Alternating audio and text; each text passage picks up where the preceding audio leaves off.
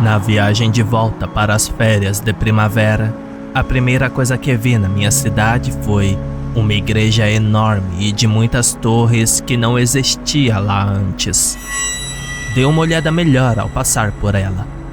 Cada torre era formada por 6 faixas separadas de metal carmesim espiralando para cima em uma pirueta imóvel que culminava em um ponto malévolo. Pequenos rastros de umidade e distorção ondulantes podiam ser vistos em suas pontas nas tardes úmidas da Carolina do Norte. As 6 torres ao longo da frente da igreja que, de outra forma, eram completamente brancas, eram mais altas nas laterais e mais baixas no meio, formando a impressão na minha visão de uma fileira inferior de algum tipo de terríveis dentes demoníacos. Apenas a pura banalidade do ambiente circundante me impediu de rotular imediatamente o lugar como maligno. Lá estava um cercado arborizado para caçambas de lixo.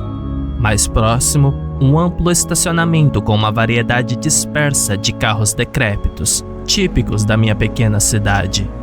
E diretamente na frente do meu carro, enquanto eu ficava olhando, havia uma placa chamativa feita por uma criança anunciando comida grátis aos necessitados.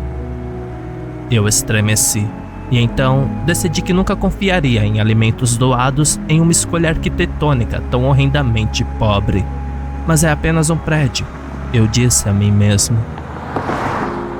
Sentindo-me estranhamente ameaçado, a próxima coisa que vi depois de mudar de direção e continuar foi um machado erguido derrubando algo atrás de uma fileira de arbustos que me aproximava.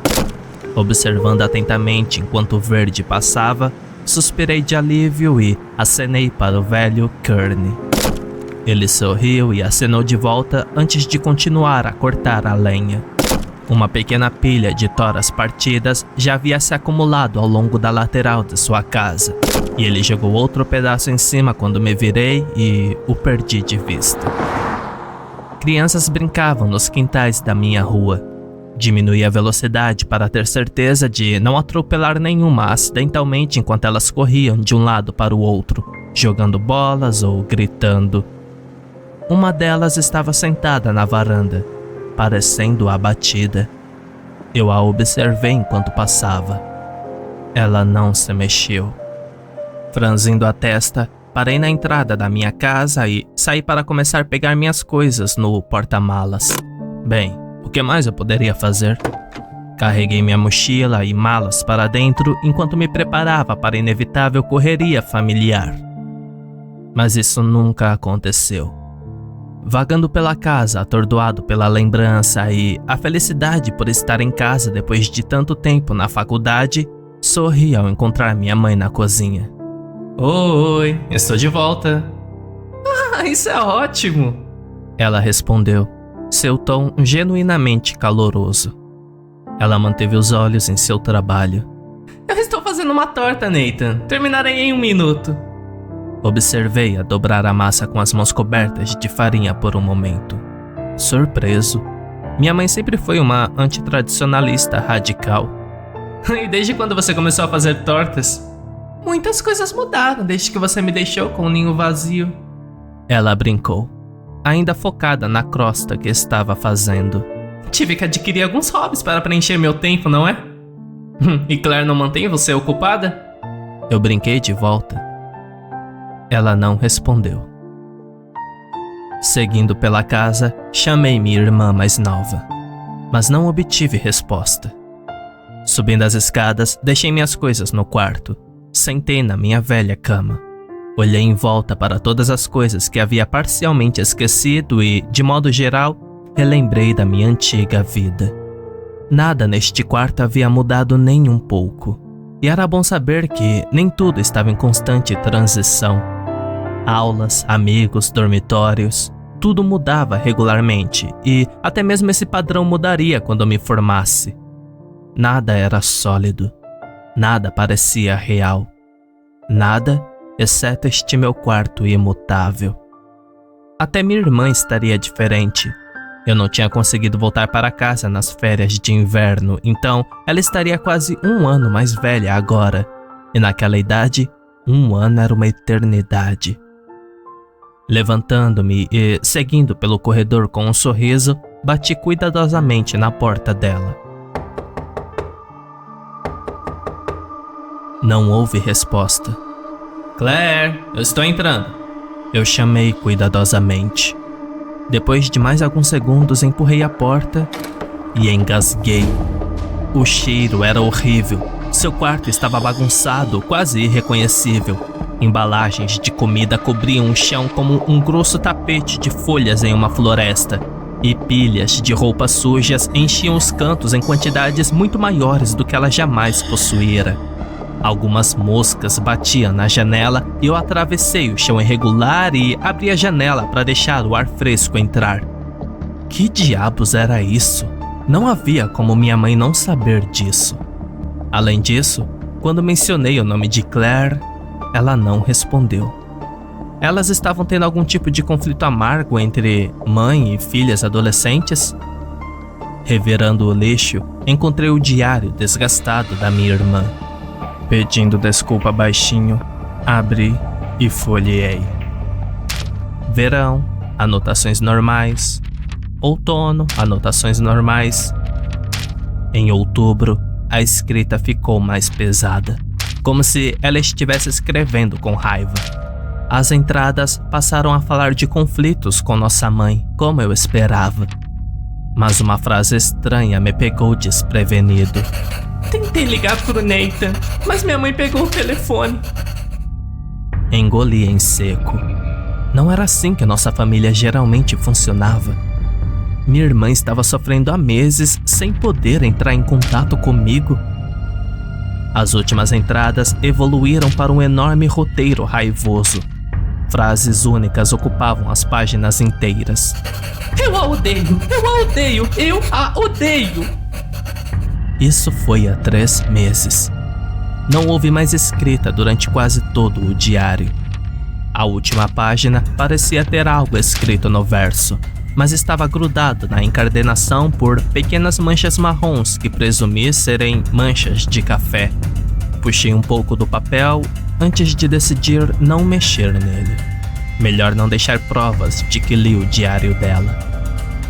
Largando o livro, desci as escadas e fiquei com os braços cruzados observando minha mãe trabalhando em uma segunda crosta de torta.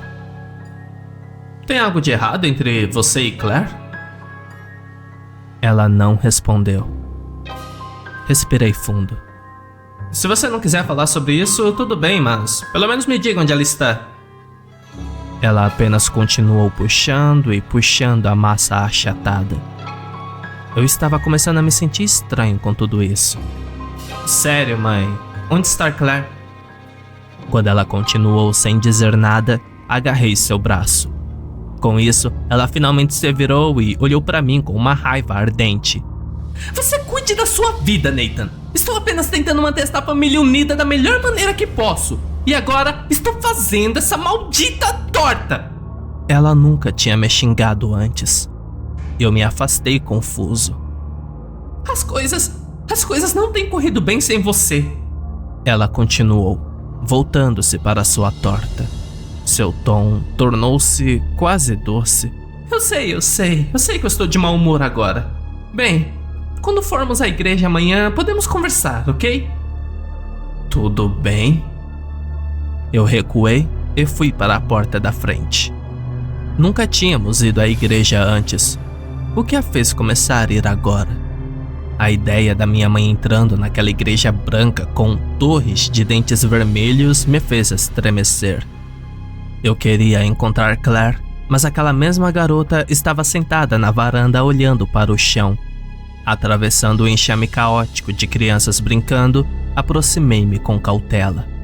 Era uma vizinha de longa data, mas era menor da última vez que nos vimos e não tinha certeza se ela lembrava de mim.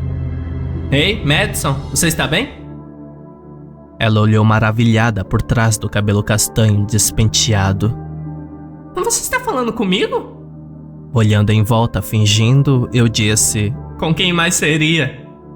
Colocando-se em seus pés calçados com tênis, ela agarrou meu pulso. Você tem alguma comida? Foi puro instinto. Puxei minha mão. Comida? Como assim? Eu balancei minha cabeça. Espere. Levando-a de volta para sua própria varanda, bati na porta da frente. Depois de não obter resposta, lentamente entrei na casa enquanto olhava em volta. Reconheci o careca na sala. Aproximando-me da grande cadeira macia com a garota a reboque, tossi.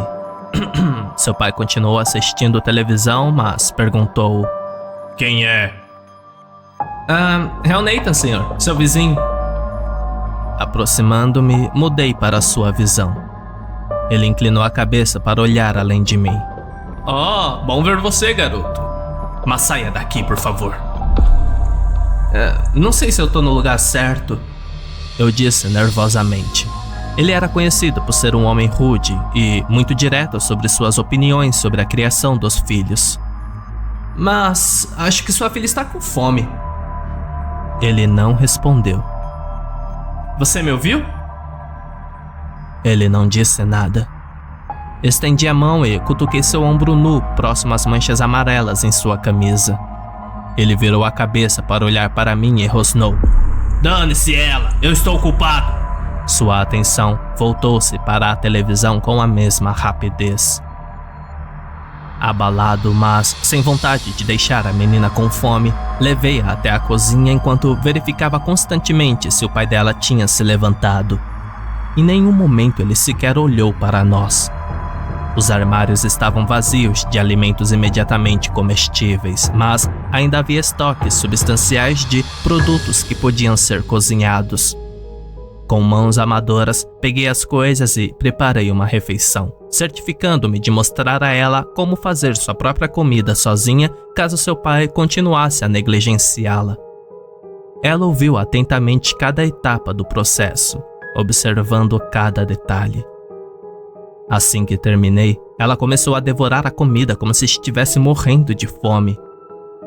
Sentado sem jeito à mesa da cozinha enquanto seu pai continuava a nos ignorar, perguntei: Você viu minha irmã, a Claire? Com a boca cheia, ela deu um aceno exagerado. Na escola, é onde todos os adolescentes estão. Em um sábado? Ela não pareceu entender a pergunta. Bem, estarei na casa ao lado se precisar de ajuda, ok? Seu aceno desta vez foi pequeno e totalmente aliviado. Eu ainda sentia vontade de ficar, mas a necessidade de ter certeza que minha irmã estava segura era mais forte. Com um suspiro de dor, voltei para o calor da tarde, mas o enxame de crianças havia desaparecido. A vizinhança estava mortalmente silenciosa, sem mosquitos zumbindo, sem pássaros e nem cortadores de grama. A sinfonia de uma tarde normal terminou abruptamente enquanto eu estava lá dentro. Enquanto eu olhava ao redor, tenso e confuso, avistei um garotinho escondido em um arbusto profundo, olhando para mim com medo. Antes que eu pudesse perguntar o que estava acontecendo, ouvi passos. Mas este não era um passo normal. Eu estava lá fora, num dia quente e úmido de verão, perto de uma rua larga ladeada por casas, mas o eco era de um sapato formal batendo no mármore polido entre altos pilares em algum vasto espaço semelhante a uma catedral. O lento e medido ploc, ploc, ploc, e seus ecos seguintes pareciam vir da rua, e comecei a ver algo se movendo além dos arbustos e árvores. À minha direita, a criança escondida gesticulava freneticamente. Cauteloso, fui até a calçada, onde pude ver uma figura distante andando pelo centro da rua. Quem quer que fosse, parecia estar vestido de vestes brancas com um capuz vermelho que obscurecia seu rosto. Atrás de mim, o menino no mato começou a soluçar, e tive um súbito instinto de que ele não estava com medo por si mesmo, mas por mim. Olhando para cima, avistei uma adolescente horrorizada escondida nas partes mais grossas de uma árvore próxima. Seus olhos mudaram rapidamente para a figura vestida que se aproximava e vice-versa, e ela repetidamente inclinou a cabeça com força para longe daquele estranho enquanto eu olhava para ela. Tudo bem, eu consegui entender a dica. Cheio de apreensão, mas sem saber porquê, comecei a correr. Se a figura vestida tinha me visto, não deu nenhuma indicação. Seus passos estranhamente ecoantes continuaram no mesmo ritmo medido enquanto fugi pelo outro lado do quarteirão em direção à escola. A distância não diminuiu o som dos passos duros batendo no mármore. A 1 quarteirão de distância, depois a 2, depois a 3, eu ainda ouvia como se estivesse bem acima de mim e ainda como se estivéssemos juntos em um espaço semelhante a um templo. Só quando cheguei à cerca do arame farpado que cercava o campo de futebol da escola é que o barulho parou. E mesmo assim, a interrupção foi completamente abrupta. O último passo ecoou em meus ouvidos com um tom sibilante de um sorriso cheio de dentes e confiante, invisível por trás de um capuz vermelho. Não esperei, nem olhei para trás, corri para o ginásio. Entrando lá, abaixei-me quando um taco de beisebol fez um arco em direção à minha cabeça. Caí no chão liso e levantei os braços enquanto figuras corriam em minha direção. "Espere!" Uma voz feminina gritou. Era familiar, mas de alguma forma diferente. "Este é meu irmão!" Me levantando, olhei para a população do que poderia ter sido um baile de escola em outras circunstâncias. Metade de crianças do ensino médio na faixa de adolescência ficou me observando. Sacos de dormir e barreiras baixas de tecidos foram erguidos como uma espécie de campos de refugiados e enormes estoques de suprimentos cobriam as paredes dos fundos sobre a bandeira da vitória esportiva da nossa escola. De perto dessas pilhas veio minha irmã, mais magra, mas de alguma forma mais cheia de rosto. "Nathan!" Ela me abraçou com força e uma onda de preocupação reprimida me inundou. "Claire, que diabos está acontecendo aqui? E o resto do mundo?" Ela perguntou desesperadamente. "Você trouxe resgate?" "Resgate?" Balancei a cabeça e olhei para os rostos sujos e estressados além dos dela. "Resgate para o quê?" O garoto mais velho deu um passo à frente. "Então, ninguém sabe o que está acontecendo aqui?" "Não." Eles estavam todos muito sérios. Claire me soltou e se virou para os outros. Ela falou alto para que todos pudessem ouvir. "Então, isso significa que o resto do mundo está seguro. Devíamos fugir." Ela se estremeceu fortemente de esperança quando se virou para mim com os olhos arregalados. "Você está com seu carro?" "O que aconteceu com minha família? E a cidade?" "Claire, você tem que me contar o que está acontecendo. Eu acabei de chegar e não tô entendendo nada." Ela olhou para o garoto mais velho que havia falado e ele me agarrou pelo braço e me levou bruscamente em direção às portas de volta ao campo de futebol. Abrindo um portão, ele apontou. "Isso aconteceu." Um hálito gelado e sem origem passou pela minha nuca quando avistei a figura vestida de branco e capuz vermelho, parado do outro lado da cerca de arame, nos observando. Ele não fez nenhum movimento até nós, mas também não recuou. "Quem é ele?" "Está mais para o que é ele." O garoto balançou a cabeça. "Ele era o padre da nova igreja. Ninguém sabe ao certo quando ela foi construída. Em algum momento, perto do início do ano letivo, a igreja simplesmente estava lá, mas muito menor do que é agora." Sei. Poucas pessoas estavam indo." Eu disse, olhando para a figura distante com horror. "Bem, sim, mas não foi isso que quis dizer. O prédio da igreja em si era menor naquela época." Finalmente, desviando meu olhar, estudei seu rosto em busca de verdade. "Como assim? Ela simplesmente apareceu lá e ainda foi ficando maior? Deve haver uma equipe de construção, não?" Ele apenas balançou a cabeça e recuou. Claire correu para perto de mim. "O seu celular!" Ela mesma tirou meu celular do bolso e tocou freneticamente na tela antes de entregá-lo para mim. Desbloqueie! Temos que tentar ligar para alguém. Desbloqueando, devolvi-o e ela começou a discar freneticamente. Segurando o telefone perto do ouvido, ela andou pelo ginásio enquanto um grande número de outros estudantes a observavam esperançosos. Parecia que cada um deles tinha seu próprio canto entre os sacos de dormir, e todos estavam muito acostumados a permanecer no lugar. Olhando lá fora, para a figura vestida, perguntei ao menino mais velho: o que ele quer? Se soubéssemos. Mas qualquer criança que ele captura nunca mais é vista. Ele respondeu, estendendo a mão para a frente. Aliás, eu sou Marcos. Agarrando sua mão, eu disse a ele: prazer em conhecê-lo, Marcos. Eu não sei o que está acontecendo aqui, mas vamos acabar com isso. Ele franziu os lábios, mas não disse nada. Do outro lado do ginásio, Claire começou a soluçar, saindo da porta para correr até mim. Aceitei seu abraço repentino e intenso e também peguei o telefone, levando-o ao meu ouvido enquanto ela permanecia enrolada em minha cintura. Eu escutei. Houve um estranho ruído de fundo e um sussurro altivo e sibilante. Engoli em seco. Alô? Você já tem a idade. Você está convidado a frequentar a igreja do caminho sagrado. Arrastando parcialmente minha irmã comigo, fui até a janela e olhei para fora. A figura vestida moveu-se lentamente com as palavras ditas, indicando que era ele falando, mas seus braços vestidos de branco estavam ao lado de seu corpo. Ele tinha um aparelho sobre o capuz vermelho?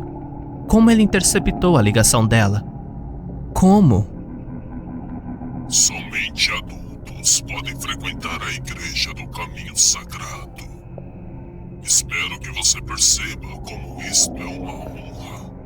Sim, eu disse a ele, apenas para mantê-lo falando enquanto tentava descobrir como aquela figura distante estava falando comigo.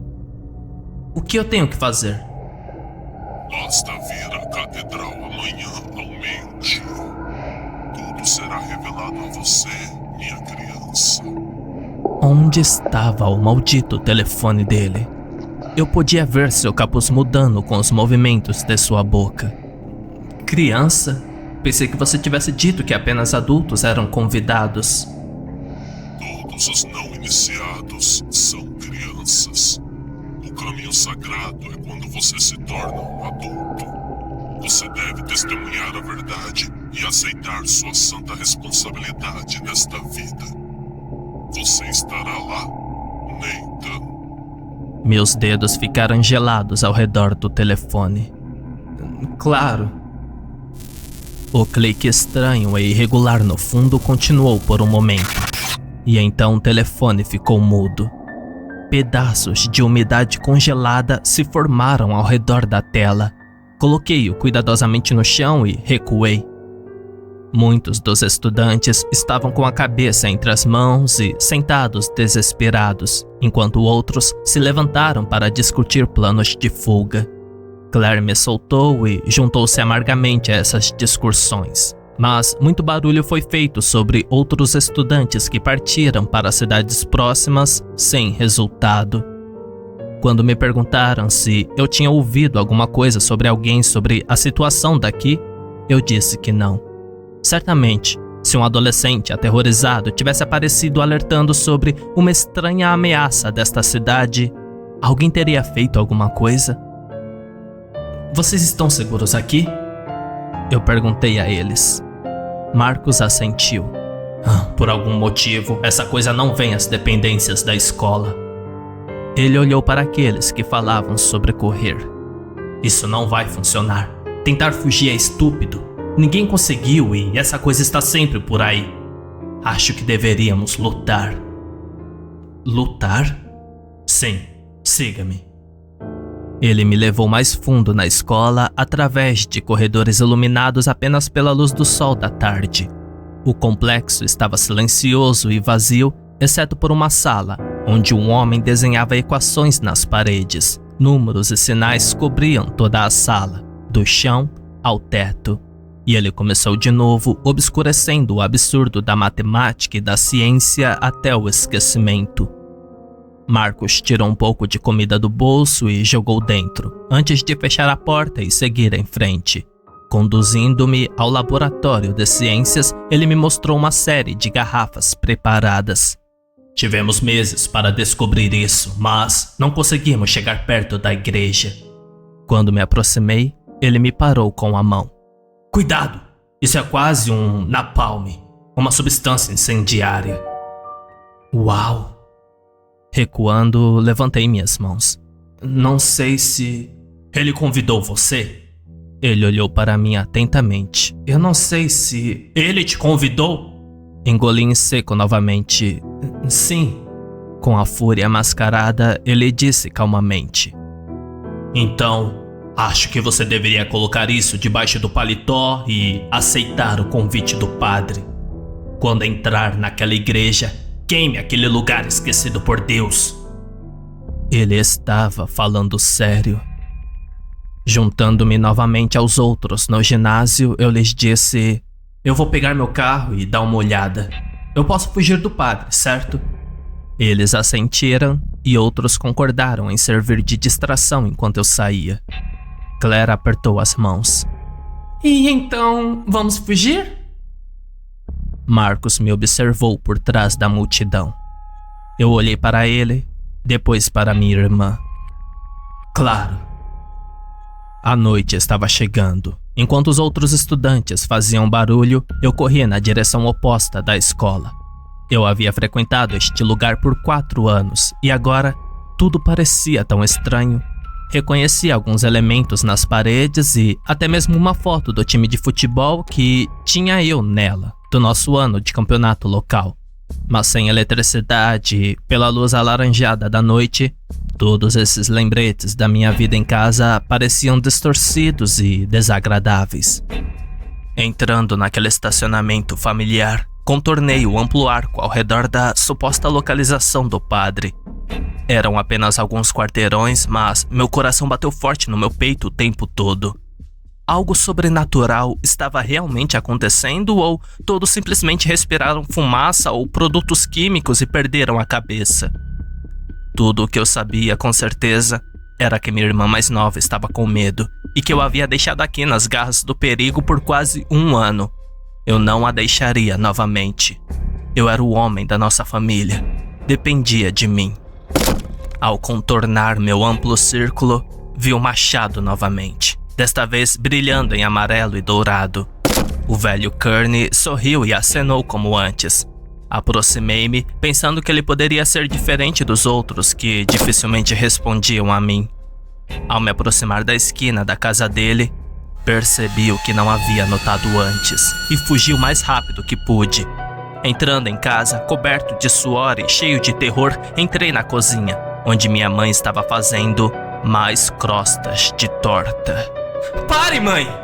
Eu gritei com ela, agarrando seus braços. Ela gritou e lutou violentamente contra mim, me empurrando. Ela pegou uma faca. Eu recuei e ela voltou à sua atividade imediatamente. Tive vontade de chorar, mas deixei apenas algumas lágrimas caírem. Não era hora de perder o controle. A próxima sala continha evidências dessa loucura. O quintal do velho Kearney estava cheio até a borda como uma madeireira. E da mesma forma, o cômodo ao lado, além da cozinha, estava cheio de centenas de crostas de torta. Eu gritei para ela: Mãe, por quê? Por que você está escolhendo esse absurdo monótono e repetitivo em vez dos seus próprios filhos? Eu devo permanecer digna. Ela murmurou de volta sem olhar para mim. Trabalhar duro significa que você é digno. Mas isso é inútil, você não está fazendo nada. Ela cantarolou: O mundo precisa de crostas de torta. Veemente agora cuspi: Máquinas podem fazer tortas, mãe. Você não está fazendo nada de útil. Se você não trabalha duro, você é um lixo. Ela sussurrou, amassando a torta. carne inútil a ser descartada. Cheio de medo e dor, corri para o crepúsculo laranja acinzentado que se desvanecia. Meu carro estava ali na garagem, mas corri para a porta ao lado e entrei sem esperar. O pai da vizinha estava sentado assistindo televisão e ela estava na cozinha, tendo um sucesso mediano ao preparar outra refeição. Ao me ver, seu queixo tremeu. "Vamos!" eu disse a ela. "Vamos dar o fora daqui! Algo está terrivelmente errado com toda esta cidade!" Ela assentiu e pegou minha mão. "E meu pai?" Colocando-a atrás de mim, aproximei-me do careca sentado na cadeira. O que dizer a ele? "Se você não trabalhar duro, senhor, você é um lixo. Carne inútil a ser descartada, certo?" Ele ouviu, mas manteve o olhar fixo na televisão. "Eu trabalho duro. É meu dever patriótico observar e ouvir. Temos que ficar atentos. Temos que ficar vigilantes." Pela primeira vez, olhei para a tela. Eu presumi que ele estava assistindo um programa ou noticiário. Não, de jeito nenhum. As imagens naquela tela iluminada eram, a princípio, absurdas, mas depois, à medida que meu cérebro começou a entendê-las, comecei a analisar as formas em movimento e a paisagem de sangue e ossos sobre a qual elas se moviam. Sobre colinas de carne trêmula, uma figura, vestida de branco e com capuz vermelho, caminhava, falando calmo e conscientemente sobre a verdade e o caminho sagrado. Essas palavras simultaneamente não faziam sentido para mim e, ainda assim, eram quase compreensíveis. Madison disse: "Tentei ouvir, mas é apenas ruído aleatório. Eu não entendo nada." Mas eu quase conseguia entender. Eu era quase um adulto. Vamos para meu carro." Correndo para fora, mantive sua mão firme, contornando os arbustos em direção ao meu carro. Mas o branco e vermelho surgiram de trás do arbusto, e Madison demorou mais para parar do que eu. Quando tropecei e caí de lado na calçada da minha garagem, a ouvi gritar de terror abjeto e vi vestes brancas abertas para revelar ossos cobertos de sangue na frente de um vale de coisas grotescas vivas. A paisagem da televisão que o pai dela assistia estava dentro daquela entidade. Atrás dos ossos pingando sangue, um portal para um pesadelo se revelou até que aquelas vestes se fecharem mais uma vez e Madison desapareceu. Olhando para cima, vi 6 dentes vermelhos afiados em espiral, inseridos em uma mandíbula de osso branco, quase invisível sobre a bainha daquele capuz vermelho. O padre estava sorrindo. "Até amanhã, Nathan." Gritei incoerentemente de raiva e tristeza, mas Madison havia sumido e a entidade vestida começou a se afastar pela rua com aqueles mesmos passos estranhamente ecoando no mármore invisível. No momento, eu estava isento de sua casa, pois já estava destinado a outro destino. Gritei com raiva atrás dele antes de pular e entrar no carro. Eu atropelaria aquela coisa demoníaca com o peso da maquinária, e ele se transformaria em pó de osso ensanguentado sob minhas rodas. Girei a chave na ignição, mas nada aconteceu.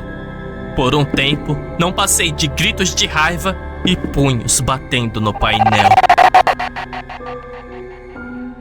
Sob o manto da noite, em uma cidade que não tinha mais eletricidade para conter a escuridão, recorri a uma caminhada amarga, agora que sabia que não seria capturado diretamente. Eu tinha uma ideia do que encontraria, já que meu carro não funcionava e meu telefone estava literalmente congelado. Mas a satisfação de estar correto não me consolava muito. A estrada pela qual eu decidi seguir terminava em uma parede de névoa carmesim de brilho suave que cheirava a ferro e a dor. De certa forma, isso fez com que alguns dos habitantes mais velhos da nossa região estivessem corretos. Não havia nada fora da nossa cidade. O resto do mundo era apenas um conceito e nossa comunidade local era tudo o que importava. Voltar para a escola demorou, mas não tive pensamentos, apenas uma dor vazia. Algo havia se infiltrado em minha casa como um câncer, e agora tinha todos os mais velhos sob seu controle. Estávamos sozinhos e eu era o próximo. As crianças mais novas sobreviveram bem por um tempo, mas tudo era inevitável. Não havia para onde ir e não havia escapatória. O tempo avançaria e transformaria todas as crianças restantes em adultos, e então nos teria. Entrei naquele ginásio e encontrei Claire, Marcos e 3 outros acordados de guarda. Claire ficou aliviada ao me ver, mas para Marcos eu disse: "Nós tentamos." Ele não sorriu. Ele simplesmente assentiu. Nossos fogos já estavam combinados em fúria. Minha irmã finalmente conseguiu dormir agora que eu havia retornado, e fiquei sentado cuidando dela durante as horas escuras da noite. As crianças se saíram bem no armazenamento de alimentos e na manutenção de alguma aparência de ordem, e fiquei impressionado com o fato de os adolescentes terem feito tudo isso sem orientação. Claire me disse enquanto adormecia que, antes de cair permanentemente, a internet enchia suas cabeças com conhecimentos aleatórios e juntos eles conseguiram cobrir a gama de habilidades e planos necessários. Essa era a defesa deles, ela raciocinou. O conhecimento permitia a independência, e o pensamento independente era de alguma forma o inimigo daquela criatura que os perseguia. Enquanto aguardava naquela noite, pensei muito sobre isso.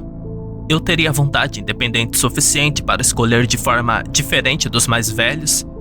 Pela menção da minha mãe de ir à igreja amanhã, eles esperavam que eu me juntasse a eles. E eu tinha visto mais do que uma pequena reação violenta quando tentei ir contra a mentalidade deles. A violência era assustadora, mas a ideia de minha irmã ser levada para aquele lugar de sofrimento que eu tinha visto antes era demais. Eu estava caminhando para lá agora, meio dentro do mundo e meio fora. A colina inclinada esmagava e escorria bile sob meus pés descalços e o ar era fogo e agonia. Os ossos desarticulados de feras antigas se projetavam como montanhas no horizonte, e um rio de sangue fluía enquanto eu tropecei em direção a um grande olho fechado no céu. E ele começou a se abrir. O menor brilho queimando meu espírito com as infinitas torturas de uma enorme mente eterna e enlouquecida. E eu abri minha boca para gritar, mas descobri que não tinha pulmões e... Marcos me sacudiu para me acordar. Ei, não durma. No limite você vai sonhar. Vai sonhar com a maldade. Ainda tremendo eu disse: Maldade? Cristo? Ele assentiu. Está começando para mim também. Eu teria sido o próximo se você não tivesse voltado. Então, seu plano... Sim. A luz da manhã entrava pelas janelas do ginásio. Eu não vou decepcionar você. Olhei para o rosto de Claire, tranquila durante o sono, ainda mais velha do que eu me lembrava. Se eu não voltar, eu cuidarei dela. Você deveria ir antes que ela acorde e tentar impedi-lo. Sim, foi uma boa ideia. Eu não tinha certeza se poderia ir embora se ela estivesse gritando e chorando para que eu ficasse. Sem palavras, Marcos e eu fomos para o laboratório de química. Vesti a jaqueta pesada que ele escolhera para a ocasião e abasteci cuidadosamente os bolsos que ele havia costurado com uma dúzia de garrafas de pseudo-napalm. Sentindo-me terrivelmente como um homem-bomba, preparei-me e comecei a caminhar em direção à igreja medonha no horizonte enquanto o sol nascia no céu. Misturando-me com um fluxo de adultos de olhos vazios enquanto eles faziam sua peregrinação, tentei controlar minha respiração. O estresse parecia quase insuportável e fiquei preocupado com o risco real de desmaiar. Eu tinha a napalm amarrado perto do meu peito e estava caminhando em direção a uma monstruosa igreja do outro lado em meio a um rio de crentes fanáticos. Que esperança eu poderia ter? Que chance havia de sobreviver a isso? A igreja vermelha com torres brancas parecia ainda maior do que eu me lembrava. Desta vez, pude ver que os veículos no estacionamento estavam degradados e sem uso, e a lixeira abrigava uma espessa nuvem de moscas no que parecia ser carne descartada. Este edifício pode ter começado por ser legítimo, mas algo o dominou e corrompeu seu uso anterior. O padre, vestido de branco e capuz vermelho, estava do lado de fora da igreja, acenando para o rebanho que chegava e protegendo-se contra qualquer possível ação das crianças da escola. Ao me ver, ele deu um passo para a frente e tive medo de ter sido pego de surpresa.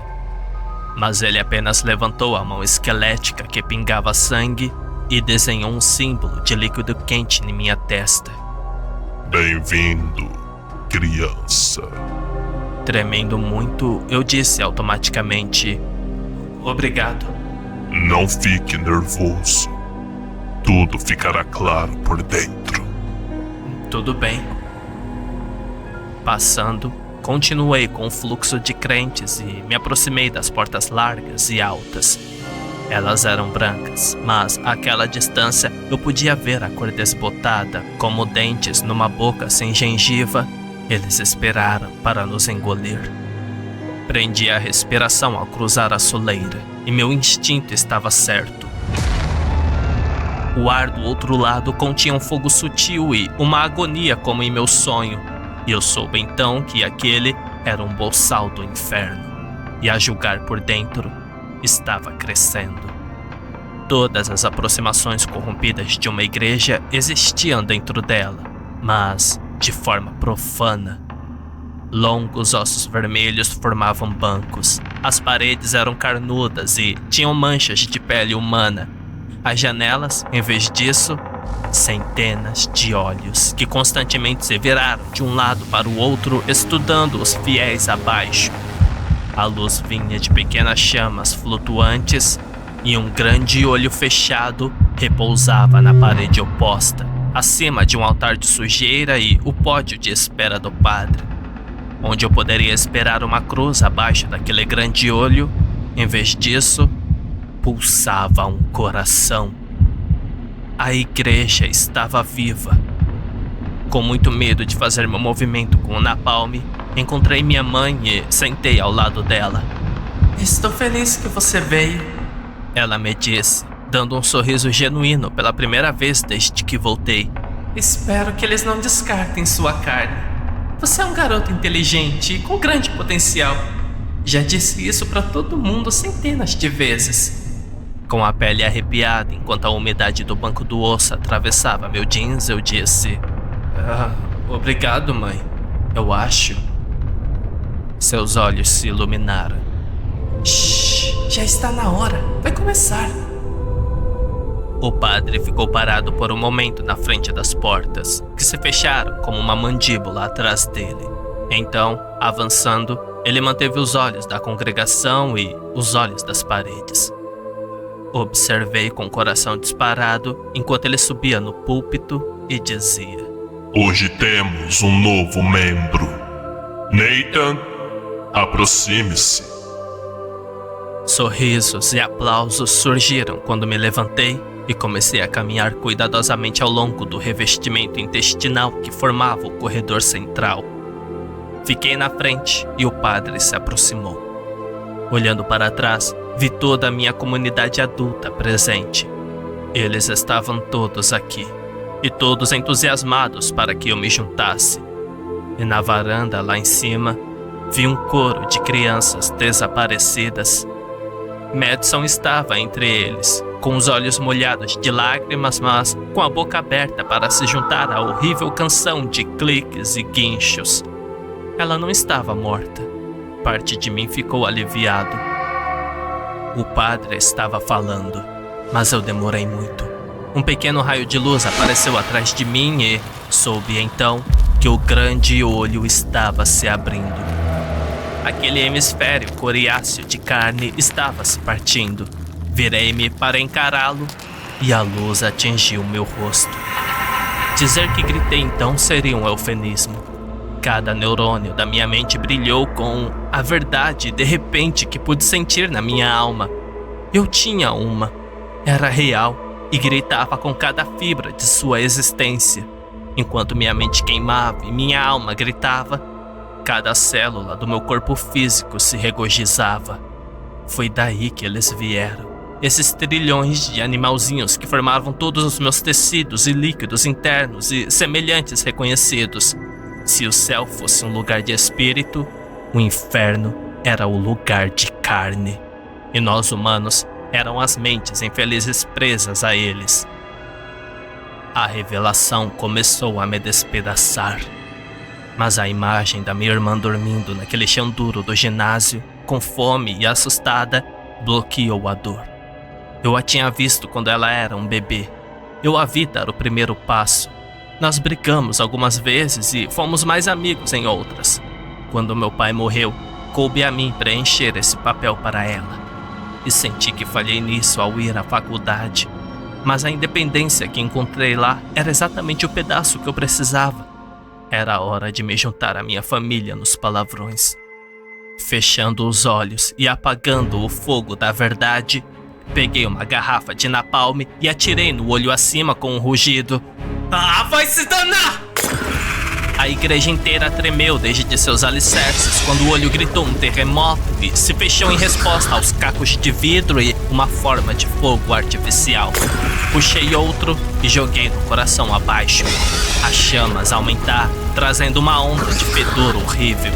O padre estendeu a mão para mim, mas corri com os olhos percorrendo vários órgãos, jogando napalm para um lado e para o outro. A congregação estendeu a mão para mim, mas eu chutei, soquei e mordi o peso deles e fiz o possível para tirar garrafas para longe deles. As portas da frente, em forma de mandíbula, se abriram reflexivamente de dor e parei do outro lado para jogar meu último napalm nas glândulas acima. A multidão me seguiu, gritando e berrando, mas mais para parar de jogar chamas no chão do que me perseguir. Olhando para trás, vi o sacerdote parado sob o grande olho fervente, agora em ruínas. Aquele capuz vermelho levantou-se lentamente sob uma mão ensanguentada e revelou seu rosto familiar para mim. Você deveria ter se juntado a nós, sussurrou com a voz do meu pai. Você poderia tê-lo com você novamente, mas agora nunca terá isso, sua criança tola. Sob o sol do meio-dia, obscurecido por uma enorme coluna de fumaça, caí de joelhos, chorando por mais motivos do que conseguia processar. Poderia realmente ter nos devolvido nosso pai? Eu nunca saberia. Homens e mulheres caíram ao meu redor, pegando fogo pelas minhas ações. Eu tinha perdido a cabeça? Tudo isso foi uma ilusão?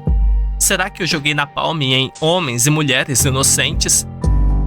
Afastei-me, cambaleando da horrível pilha murcha de órgãos que, outrora, fora uma igreja, enquanto queimava e fumegava como carne grelhada.